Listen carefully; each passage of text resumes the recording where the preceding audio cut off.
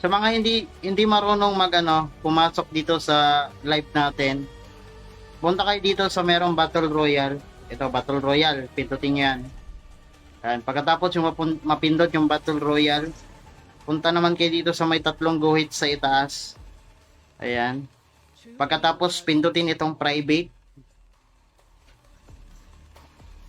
Pagkatapos mapindot yung private, kukunin nyo tong number sa taas ng match settings.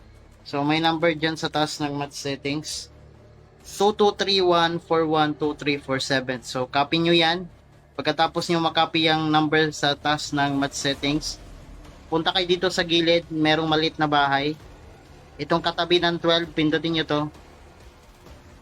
Pagkatapos, dito nyo i-copy paste yung kinopy nyo na number.